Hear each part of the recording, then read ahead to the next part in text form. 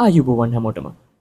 අද සිනටොක් සරහා මම ඔයාලව අරගෙන යන්නේ සාමාන්‍ය සිනමාවෙන් බැහැර වුණු සම්පූර්ණයෙන්ම අමුතු අත්දැකීමකට. ඔයාලට කවදා හරි හිතලා තියෙනවද අධික රස්නයක් එක්ක කිසිම වැඩක් කරගන්න බැරුව හැමදේම කුණු වෙලා යනවා වගේ දැනෙන නිවසක හිර වෙලා ඉන්නවා කියලා? වීදුරුවක අයිස් කැට හැපෙන හඬ, යකඩ පුටු බිම ඇදගෙන යන කර්කශ ශබ්දය සහ කිසිම අරමුණක් නැති මිනිස්සු පිරිසක්. ආජන්ටිනාවේ ලුක්‍රේසියා මාටෙල් අධ්‍යක්ෂණය කරපු ලා සියනගා, එහෙමත් නැත්නම් ද ස්වැම්ප් කියන්නේ අන්න ඒ වගේ අමුතුම මඩ වගුරක කතාවක්. මේක බලද්දි ඔයාලට අපහසුයක් දැනෙයි. හැබැයි ඒ අපහසුව ඇතුලේ තියෙන ඒ සිනමාත්මක සුන්දරත්වය අද අපි කතා කරන්න සූදානම් වෙන්නේ. චිත්‍රපටයේ නම මඩ වගුර. හැබැයි මේකේ ඇත්තටම මඩ වගුරක් පෙනෙන්නේ නැහැ. මඩ වගුර කියන්නේ මේ පවුල්වල ජීවිතවලට ආජන්ටිනාවේ වයඹදිග පළාතක තියෙන අබලංගුණු වත්තක අධික රස්නය තියෙන ගිම්හාන කාලයක පවුල් දෙකක් එකතු වෙනවා. ප්‍රධාන චරිතය තමයි මේකා. ඇය නිතර වයින් බොන, ඇඳ උඩට වෙලා ඉන්න තමන්ගේ දරුවෝ ගැන කිසිම වගකීමක් නැති මවක්. ඇයගේ ඥාති සහෝදරිය වන ටාලි සහ ඇගේ පවුලත් මේ ගෙදරට එනවා.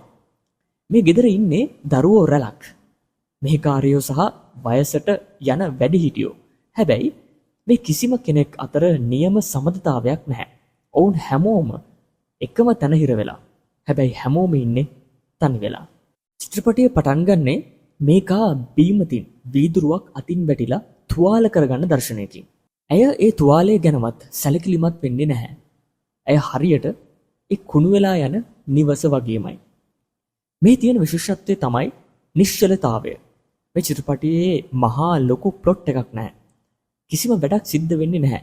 හැමෝම කරන්නේ නිකම්ම ඉන්න එක, නිදාගන්න එක, නැත්නම් එකිනෙකාට බනින එක.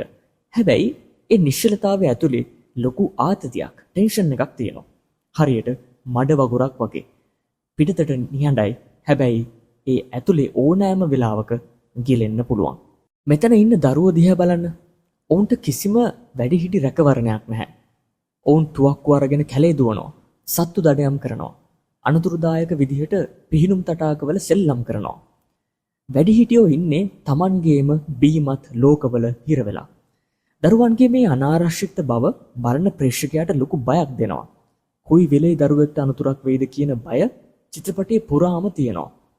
මෙතනදී අධිශකරයා පෙන්වන්නේ පවුලක් කියන ශිෂ්ට සම්පන්න ව්‍යුහය ඇතුළතින් කොයිතරම් දුර වෙලාද කියන එකයි. මේ චිත්‍රපටයේ තාක්ෂණික පැත්ත ගැන කතා කරොත් එහෙම මේකේ කිසිම පසුබිම් සංගීතයක් නැහැ. ඒ වෙනුවට අපිට තියෙන්නේ ස්වභාවික ශබ්ද. අකුණු ගසන හඬ, බල්ලන් බොරන හඬ, අයිස් කැට හැපෙන හඬ. මේ ශබ්ද තමයි අපිට මේ රස්නය සහ පීඩනය දැනෙන්න සලස්වන්නේ. කැමරාකරණය පැත්තෙන් ගත්තොත් එහෙම හරිම ක්ලොස්ට්‍රොෆෝබික්. ඒ කියන්නේ හරිම සමීප රූප ක්ලෝස්-අප්ස්. අපිට දැනෙන්නේ අපිත් ඒ අපිරිසුදු පිහිනුම් තටාකයේ අසල හෝ ඒ රස්නය තියෙන කාමරය ඇතුලේ හිර වෙලා ඉන්නවා වගේ.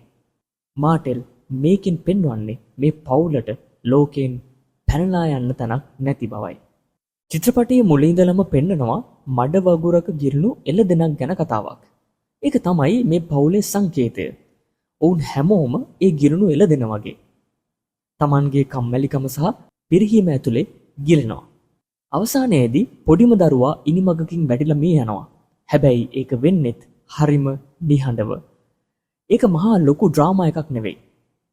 ඒක ඒ නිවසේ තිබුණු නොසලකා හැරීම, එහෙම නැත්නම් නෙග්ලෙක්ට් එක අවසානයේ ප්‍රතිඵලයක් විතරයි. මේක තමයි චිත්‍රපටයේ තියෙන දරුණුතම ඇත්ත. ඔවුන්ට Tamanගේ දරුවෙක් නැති වුණාට පස්සෙවත් ඒ මඩ වගුරෙන් ගොඩ එන්න බෑ. ලා සියනගා කියන්නේ ලේසි චිත්‍රපටයක් නෙමෙයි.